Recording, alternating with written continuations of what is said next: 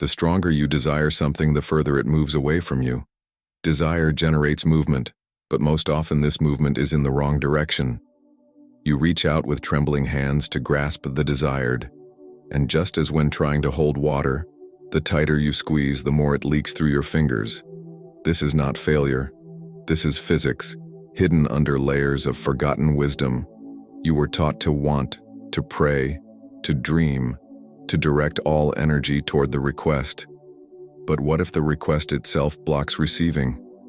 This riddle troubles the mind, because it interrupts the basic model of thinking to which people are conditioned in relation to materialization.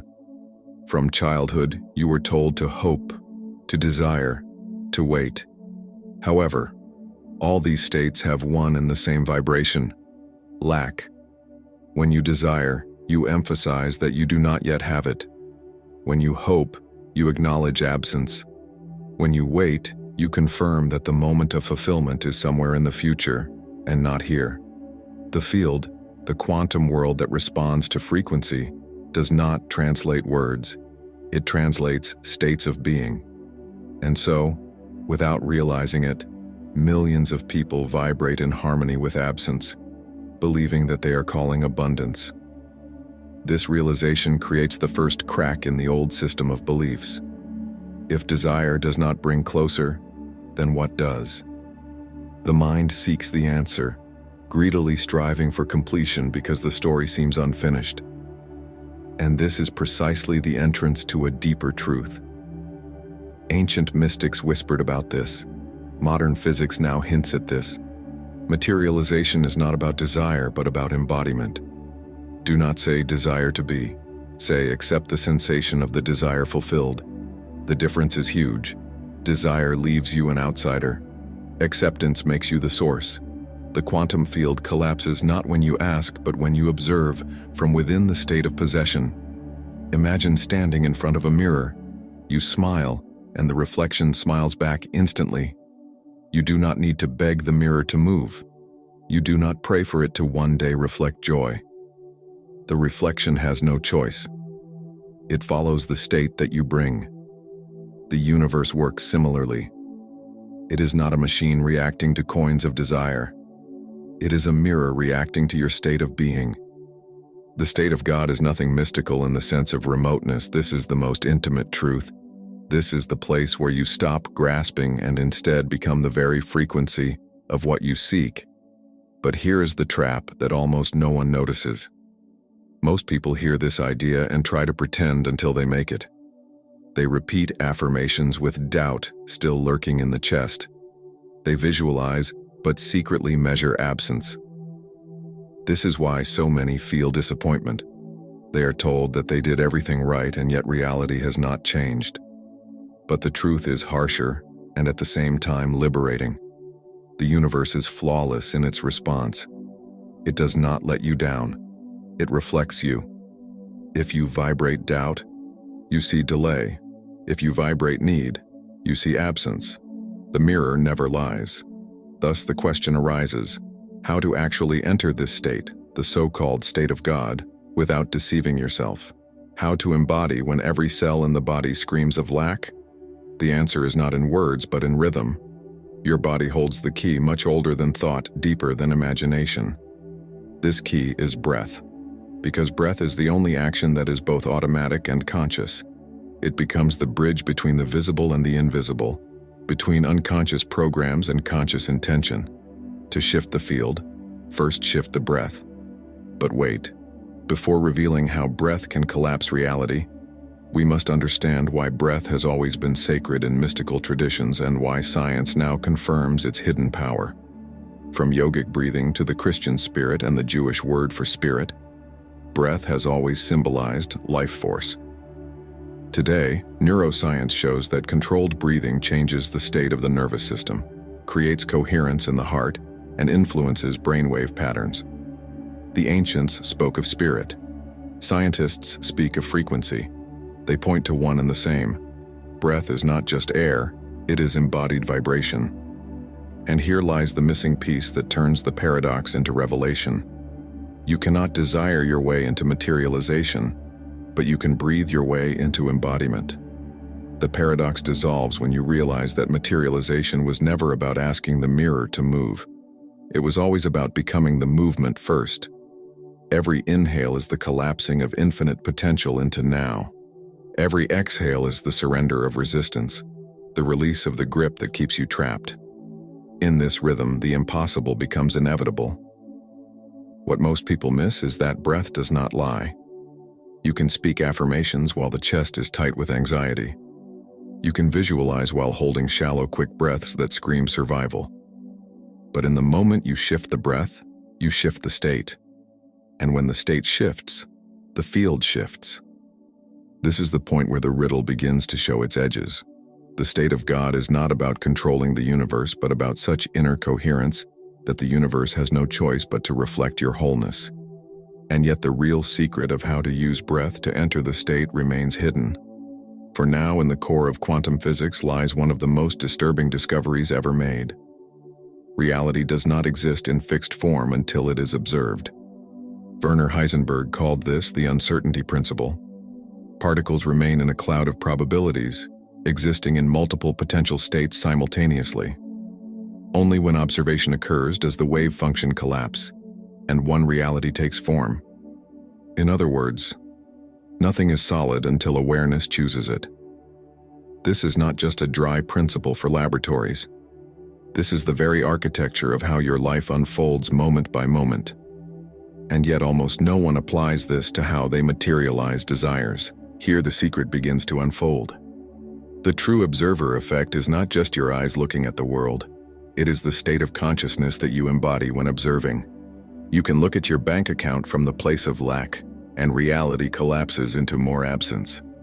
You can look at relationships from the place of unworthiness, and reality collapses into more rejection.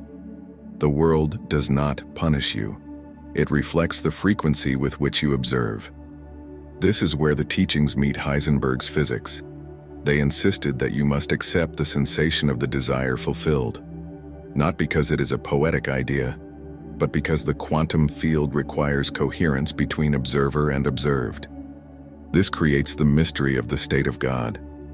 The state of God is not a mystical place hidden in the clouds. It is coherence where your inner frequency is indistinguishable from the outer reality you seek. When you are in this state, there is no gap between you and the desired. It is already done. And here is the shocking part from the point of view of quantum mechanics. Reality already exists as a wave of probability. The only missing element is the collapse, and it is triggered by state, not hope. This is why desire itself fails.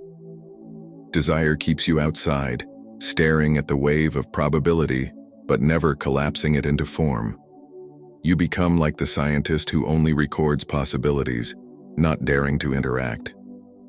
Embodiment, however, makes you the catalyst. The universe does not wait for your words, vision boards, or desperate affirmations. It waits for resonance. Just as a tuning fork vibrates next to another on the same frequency, the quantum field collapses to match the frequency you hold, and the state of God is the frequency of certainty, completion, already being. Science shows us something profound. Coherence is the signal that the body is in harmony with the field. Studies of heart rate variability prove that when the heart and brain enter a state of synchronization, the electromagnetic field they generate expands and strengthens. This is not esoterica, it is measurable. In moments of deep contemplation, gratitude, or love, the body becomes a broadcasting station of coherence. Ancient mystics called this divine union. Physicists call it coherence. Both point to one and the same entrance. The state of God is a measurable shift where the inner observer and the outer field of probability lock in harmony. But here's the riddle that remains unfinished. How to transition from the chaos of everyday thoughts into this state of coherence? Most try to think their way into coherence. But thought is too scattered, too noisy. The brain alone cannot stabilize frequency. It flickers between past and future, desire and doubt. This is why they insisted on feeling, not thinking, and why science confirms that the body, not the intellect, holds the key. Because when the body enters coherence, the wave collapses with precision. The observer is no longer fractured. The state of God arises not through more effort but through resonance. Now pause and notice what this implies. If collapsing reality is a function of state, then every moment of your life is proof of what you were embodying. Every failed materialization is not failure at all. It is proof of perfect physics in action. The field is ruthlessly honest, reflecting exactly who you are. And this honesty is liberation, because it means the power was never outside you. It was never about earning the universe's favor. It was always about coherence. The state of God is simply the state in which nothing in you contradicts the outcome you seek. You are no longer a beggar at the door of reality. You are the door. This leaves the question pulsing in the depths of the mind. If thought alone cannot open the state of God and desire keeps you locked outside, then what practical entrance into coherence? The answer was hiding in plain sight, waiting from the first moment you entered this world. The rhythm of breath. Every inhale, every exhale is a rehearsal of collapsing, a chance to align observer and observed. But how? How can breath, something so simple, become the tool that opens the door to the state of God? This is the secret we are about to reveal. Stay with this thread, because the missing piece of the puzzle is about to fall into place. From the first moment you entered this world, breath was the hidden rhythm of your existence. It is the one act that bridges the unconscious and conscious, automatic and intentional. You breathe without thought, and yet you can direct breath with absolute awareness. This dual nature is not accidental.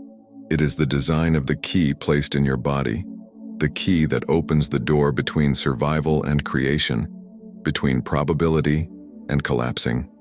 And the overwhelming majority of people spend their entire lives breathing mechanically, never realizing that they carry the mechanism that could shift their entire reality. Science confirms what ancient traditions intuitively knew long before the language of neurons or quantum fields. Breathing studies show that the way of inhaling and exhaling regulates the autonomic nervous system. A long, deep inhale activates the parasympathetic response, calming the body, reducing cortisol and creating a state of coherence where heart and brain begin to move in harmony. From this state, brain waves slow, perception expands, and the heart's electromagnetic field becomes more organized. This is not philosophy. This is measurable physics. And yet what mystics described as spirit, life force, or energy points to the same phenomenon. Breath shifts the body's frequency, and this frequency instructs the field. But why does breath hold such power in materialization? The answer is in the rhythm. Inhale is expansion, exhale is release. Together they form the most primal pattern of life, receiving and letting go. Every inhale is a microcosm of potential collapsing into form, drawing the invisible into the body. Every exhale is surrender, dissolving resistance and control. When you breathe consciously, you rehearse the mechanics of the quantum field, potential collapsing into actualization, then dissolving again into possibility. Without knowing this, every breath you take is a mirror of the wave function itself. This is why almost every spiritual tradition centered its deepest practices around breath. Yogis developed breath control not only for relaxation, but for managing states of consciousness. Monks whispered sacred syllables with each inhale and exhale, linking breath to vibration. Even the word spirit means both breath and life force. Across cultures, breath has always been the signature of presence. And in the context of materialization, presence is the currency that collapses reality. Because when you are fully present, not scattered across past regrets and future fears, you occupy the state of God, the state where you are whole, complete, and coherent. But here is the unfinished riddle that most miss. Breath alone is not enough. You already breathe every moment. And yet you can still feel lack, disappointment, and absence. The difference is in how you breathe and what you anchor in this rhythm. Shallow breathing keeps you locked in survival. It keeps the nervous system in danger signal, thoughts in lack signal, state in radiating incoherence. Conscious breathing, however, flips the signal. It sends the message to every cell that you are safe, whole, and coherent. And since the field reflects state, This message begins to collapse reality differently. The missing piece is not that breath is important. It is how to use breath as a sequence of embodiment. Imagine this. You close your eyes, and with each inhale, you are not just drawing oxygen into the lungs. You are drawing in the frequency I am, not I want, not I will be, but pure vibration of being. Each exhale then becomes releasing resistance, dissolving doubt, surrendering the need to control how or when. In this rhythm, your body shifts, the mind slows, the field reorganizes, and suddenly you are no longer asking reality to change. You embody the change. First, the mirror cannot resist. It reflects instantly. This is the true function of breath. It collapses reality by collapsing you into coherence. Scientists would say that breathing patterns alter brainwave states, guiding you into frequencies where new neural pathways can form. Mystics would say that conscious breathing opens the channel to the divine. Both perspectives describe one and the same. You become the observer with power, not the observer locked in longing. Breath is not just air moving through the body. It is frequency given form. Every cycle becomes a decree. I am. And in these two words, spoken silently through the rhythm, the wave function bends. Still, one question quietly burns in the mind. If breath is so powerful, how exactly to practice it to anchor the state of God? Random deep breaths will not do. The key is in the sequence, a specific pattern that unites inhale and exhale with the vibration of identity. This is the technique hidden in plain sight. The sequence whispered through the centuries, but rarely taught in its true quantum dimension. And this is what awaits in the next step. The I am breathing sequence that turns air into coherence, vibration into embodiment, and embodiment into collapsing. Stay here, because this is where the unfinished riddle finally completes. So far, we have uncovered the paradox of desire, revealed the mechanics of quantum collapsing, and exposed the hidden role of breath. But knowledge without practice is incomplete. It is like looking at the blueprint of a house and never entering inside. The state of God is not an idea to admire. It is a frequency to embody. And the entrance into this embodiment is a sequence so simple that most miss it. This is the I am breathing technique. The practice that unites the science of coherence with the spirituality of being, collapsing observer and observed into one. To begin, understand that this sequence is not about forcing the mind to believe something it secretly doubts. It is about bypassing thought and anchoring truth directly in the body. Breath becomes the vessel, and the words I am become the code. With each inhale, you are not drawing in only oxygen. You are drawing in identity. With each exhale, you are not releasing only carbon dioxide. You are releasing resistance. The cycle becomes a silent decree that reverberates into the quantum field. I am. Not I want, not I hope, not someday, just I am. Here is how the sequence unfolds. Find a quiet space where you can sit or lie comfortably. Close your eyes. As you inhale slowly through the nose, imagine drawing the entire field of infinite potential into the body. The breath expands the chest, ribs, belly, as if creation itself is invited inside. At the peak of the inhale, hold gently for a moment and in the mind declare the word I. This is not just a syllable, it is acknowledgement of existence, presence, being the observer. Then as you exhale through the mouth, release a long, steady stream and silently inside whisper, am. This is completion, embodiment, declaration that what you seek is already within you. I am. Inhale identity. Exhale embodiment. Repeat this rhythm. Inhale I. Exhale am. Soon the words become more than language. They begin to vibrate through the nervous system, resonate in the cells. Each cycle reorganizes the field around you, drawing the wave of potential into collapsing, matching the frequency of fulfillment. After several minutes, you will feel the shift, not in thought, but in state. The edges of lack dissolve. The body softens. The universe's mirror begins to reflect differently. This is not imagination. This is coherence. You are no longer trying to convince reality to change. You are the reality changing. What makes this sequence powerful is its precision. It combines breath, which changes physiology, with identity, which changes vibration. Together, they remove the rift between who you believe you are and who you truly are. They insisted that the key to materialization is accepting the desire fulfilled. This sequence makes acceptance visceral. It is not acting as if with effort.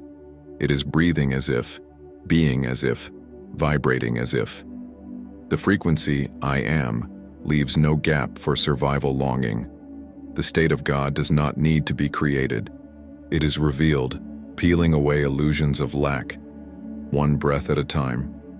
Now here is the moment of engagement. As you hear these words, let the sequence go beyond the video and into your reality. Anchor it now. Let the declaration echo beyond silence and into the community. Write in the comments I am. If you are ready to stop desiring and start vibrating, this is not just an exercise. It is collective embodiment. Each comment becomes multiplied frequency, a ripple through the field of all who read. In this shared vibration, the state of God moves from theory to practice, from individual to collective. The power of this sequence is not in how long you practice it, but in how deeply you allow.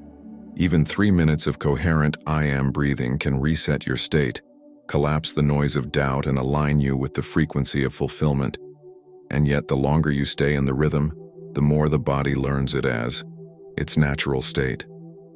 Over time, you no longer do the sequence. You live it.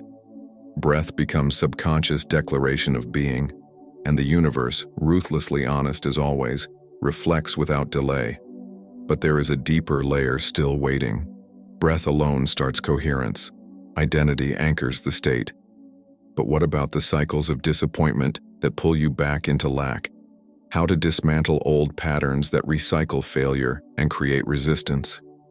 This is the next step in this path. Because once you have tasted the state of God, the challenge becomes holding it when the world tests you. And to do that, you must see the hidden cycle for what it is and break it forever. If you have ever practiced affirmations, repeated visualizations, or spent nights asking the universe for signs, you know the sharp edge of disappointment when nothing changes. This heaviness, quiet frustration is not a sign of failure. It is proof of a cycle repeating. The cycle is simple but cruel. You desire, act, wait, and notice nothing has shifted. So you desire harder, act more desperately, wait more anxiously, and the silence of reality becomes louder. This is the trap of materializing from desire instead of embodiment. And once you see the pattern clearly, you cannot unsee it. The disappointment cycle works because the state of lack masquerades as effort. Most believe that the more they push, the closer they get. But in quantum terms, effort without coherence only amplifies dissonance. The frequency you broadcast when begging, forcing, straining, is the frequency of separation. The field reflects separation, not intention. This is why people can spend years on law of attraction techniques and still feel stuck. They are broadcasting from misalignment, hoping the universe ignores the static noise. But the universe is flawless. It reflects only coherent. Here is the pattern interruption. Your so-called failures are not proof that materialization does not work. They are proof that it always works without fail. Every failure was a perfect reflection of the state you were embodying. This is not punishment, it is precision. This realization burns at first, because it places responsibility squarely in your hands. But beneath the burn is freedom. Because if you create the cycle, you are also the one who can break it. So how does the cycle break? Not by trying harder, not by adding more sequences or piling on endless techniques. The cycle breaks when you shift identity from lack to embodiment, when you live the state instead of chasing the outcome. Here the radio metaphor becomes powerful. The radio does not beg the station to play the favorite song. It does not ask permission. It simply tunes to the frequency, and the song comes. You too are a receiver. The state of God is the frequency. Disappointment arises only when you keep twisting the dial to the station of doubt and lack, insisting the universe must play a different song. In the moment you tune correctly, the music flows effortlessly. Science echoes this truth. Studies of heart-brain coherence reveal that disappointment generates chaotic signals, irregular rhythms in the body's electromagnetic field.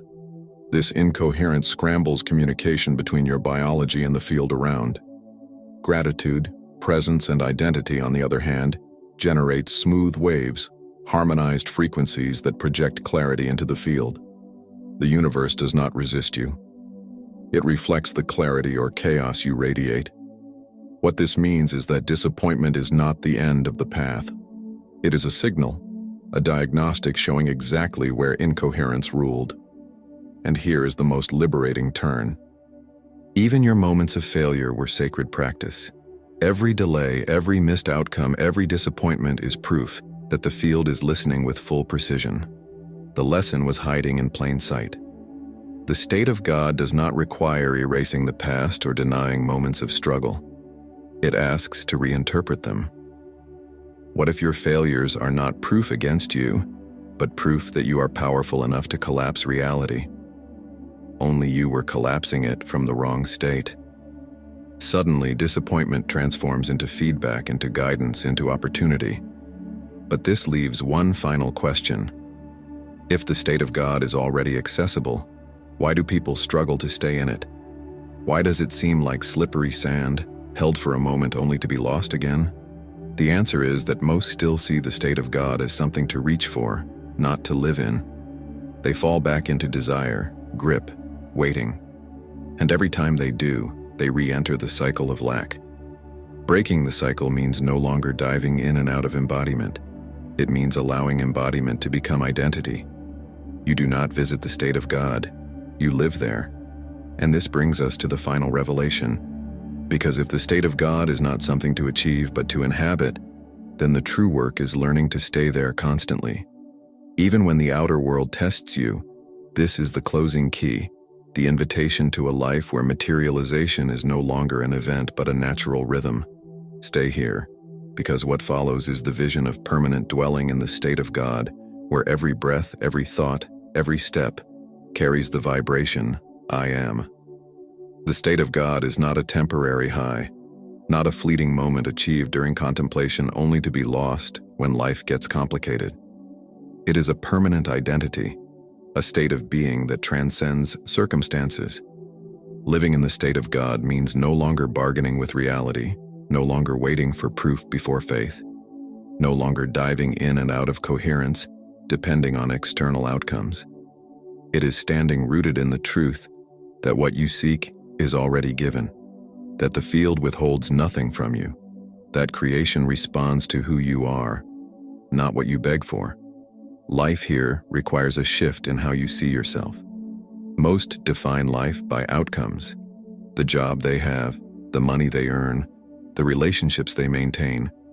But outcomes are only reflections. They are delayed feedback loops of past states. When you live in the state of God, you reverse the order. You no longer wait for the reflection to smile before you do. You embody first and reality follows. You breathe coherence, walk coherence, speak coherence, and soon your life becomes a mirror too radiant to deny. Here mysticism and science converge. Mystics call it surrender. Scientists call it resonance.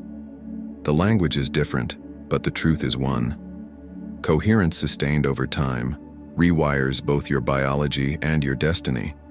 Neurons in the brain fire in new patterns. The heart radiates stability, and the electromagnetic field around the body becomes a clear signal of completion. The quantum field, ruthlessly honest as always, reflects back this signal. The state of God becomes not what you practice, but who you are. But permanence does not mean perfection. Challenges still arise. Life still tests. The world still shifts. The difference is that in the state of God, you are no longer knocked out of coherence by circumstances. Instead, you respond from embodiment. Breath becomes your anchor. Presence becomes the foundation. You may wobble, but you do not collapse back into lack. You remain tuned to the station I am, and the music of reality continues to play in harmony with you. This is why every step of this path matters. The paradox of desire showed why desire fails. Quantum mechanics revealed the role of the observer. Breath revealed the hidden key. The I am sequence gave the practice. Breaking the disappointment cycle opened the freedom to choose differently. And now the vision is clear. You were never meant to chase outcomes. You are meant to embody the state of God. Not once, not occasionally, but as a way of life. So the invitation is this. Start now. Every inhale, every exhale, every declaration I am is not a sequence you perform, but a reality you live. When the field sees coherence, it reflects coherence. When you live as the desire fulfilled, the universe's mirror has no choice but to align. You are no longer waiting at the door. You are the door. And as more of us enter this frequency, the ripple expands beyond the individual. It becomes a movement, a community, a collective embodiment of the state of God. To continue this path, to anchor the practice deeper into daily life. Inside you will find tools for integrating coherence into your everyday reality, turning this teaching from inspiration into transformation. Explore it, breathe with it, live it. Because the state of God is not a secret to visit, it is your birthright to inhabit. And the moment you claim it, not with words, not with hope, but with being, everything begins to shift. Not someday,